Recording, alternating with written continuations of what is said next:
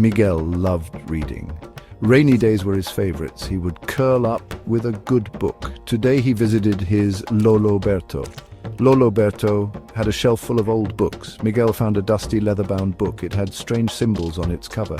Intrigued, Miguel opened the book. The pages smelled old, like rain and earth. The words were in an ancient script. Lolo Berto saw him holding the book. He smiled and began to translate. The book told stories of mythical creatures. Miguel was captivated by the tale of the Tikbalang. The Tikbalang was a creature with the head of a horse and the body of a man. It was said to be a fearsome trickster. It lured travelers astray in the forests, but the book also said the Tikbalang was a guardian of nature. It protected the mountains and forests from harm. Miguel was fascinated. He spent the rest of the day reading about the Tikbalang. He imagined it galloping through the rice fields. He thought about its laughter echoing through the mountains.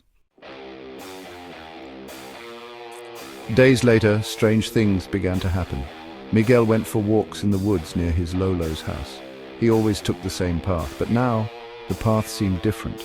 It would lead him in circles. He would find himself back where he started. Then there were the whispers. Miguel could hear them at night. They sounded like horse hooves pounding the earth. Sometimes he'd see shadows moving just outside his window, shadows that looked like a man, but also like a horse. Fear turned into curiosity. Could it be the Tikbalang? Was the creature real? Miguel decided to find out. He remembered reading about offerings people made to the Tikbalang. One evening, Miguel gathered some fruits and flowers. He left them at the edge of the forest. He waited, his heart pounding in his chest. The forest was alive with sounds. Insects chirped. An owl hooted in the distance. Suddenly the air grew cold. The leaves rustled violently. A creature emerged from the trees. It was the Tikbalang. Just like in the book, it had a horse's head and a man's body. Its eyes glowed with an eerie light. Miguel was frozen in fear. He wanted to run, but his legs wouldn't move.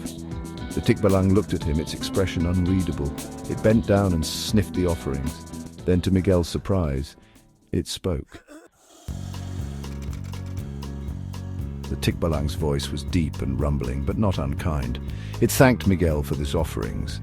It explained it was the guardian of the forest. Lately, people had been careless. They were leaving trash and cutting down trees. The Tikbalang was just trying to protect its home. Miguel listened intently. He realized the Tikbalang wasn't a fearsome monster. It was a creature trying to coexist with humans.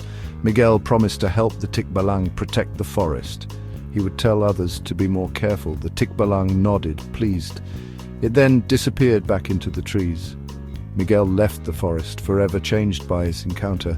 He learned that mythical creatures weren't just stories. They were real, and they deserved respect just like any other living being.